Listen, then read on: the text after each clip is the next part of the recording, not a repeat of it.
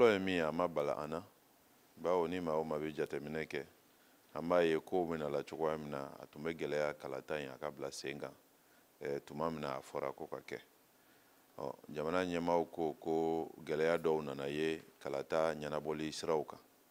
n'o ye an ka fichier électoral o gulonnen bɛ NINA na NINA maa minnu bɛ baara kalan n'olu ye jamana wɛrɛ baarakɛlaw ye gɛlɛya donna Mali ni olu ni ɲɔgɔn cɛ o baara tagabolo la u ye min fana fɔ ko yɛlɛma dɔw kan ka don sariyaw la n'o ye kalata sariya ye n'o ye loi électorale ye ko o fana tɛna se ka kɛ ka bɛn kalata tuma ma komi olu de bolo b'a la n'u ye min fɔ an bɛ t'u kɔ mais an mago bɛ min na an ka sigi ka kuma o fana fɔra kuma kɔnɔ ko politiki tɔnw bɛna wele k'a lajɛ a bɛ se ka bila tuma jumɛn na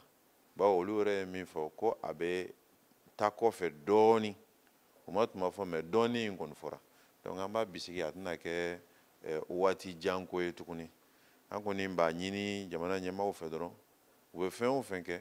u ni politiki tɔnw olu minnu ka baara ye kalata baaraw ye u ka sigi ka fɔw kɛ u mana bɛnkan min kɛ an ka lajɛ ka tɛmɛ o sira fɛ bon komi baara in fɛnɛ kuma in fɔra bi de a waati ma jan an m'a jateminɛ baw k'a la fɔlɔ n bɛ se ka kuma min fɔ teliya la o y'o ta fanfɛla ye mais i y'a yira i ka kuma daminɛ la ko nin ye fɛn ye a ma balo la est ce que o b'a yira k'a fɔ aw n'u delila ka kuma kan wa ou bien aw tulo kun sɔmina la awɔ nin y'a kalo 2 ye jamana ɲɛmaaw ye politiki tɔnw wele ko kalata tuma minnu tun fɔra an bɛɛ y'a ye a ma taa a sira fɛ n'o ye maire kalataw ye a tɛna taa sira fɛ min ye député kalataw ye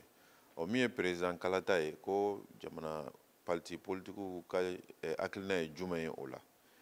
parti politikiw ye laɲini minnu kɛ o ye kalata kɔni kana bɔ a dɔgɔkɔrɔ hali n'u bɛ fara ɲɔgɔn kan de ou bien hali ni président kalata dɔrɔn de bɛ kɛ a kana bɔ a dɔgɔkɔrɔ parti caman y'o fɔ jamana ɲɛmaaw n'o ye ministre min ka baara ye kalata ɲɛnabɔli baaraw ye n'o ye ministre Ablaye Mayiga ye ale y'a fɔ ko a ye kuma ninnu mɛn u bɛna taa baara kɛ gouvernement kɔnɔ après u bɛ segin ka na partiw ma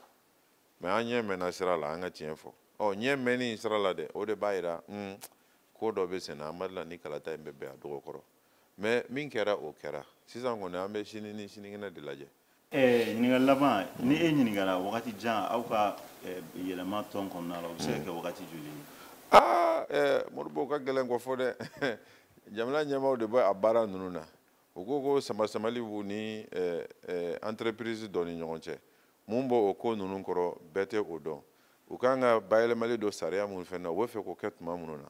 ni bayɛlɛmali kɔni kan ka don sariya la n b'a bisigi CNT kan ka lajɛ min kɛ octobre kɔnɔ n'a bɛ fɔ ko session budgétaire ka taa se fo novembre ni décembre ma olu bayɛlɛmali bɛɛ kan ka kɛ ka ban o kɔnɔna la n'o bɛɛ kɛra ka ban o kɔnɔna la o ni kulu min bɛ sama-samali la n'o ye entreprise ye min bɛ NINA ko baara la n'o fana sera ka kɛ ka ban ka bɛn o ma n ka faamuyali kɔni na k'a lata kɔfɛ kɔni peut-être dɔgɔkun damadɔ ou bien kalo kelen ou bien kalo 2 ne kɔni o ye ne ka faamuyali cogo ye expérience min bɛ n na kalata ta fanfɛla la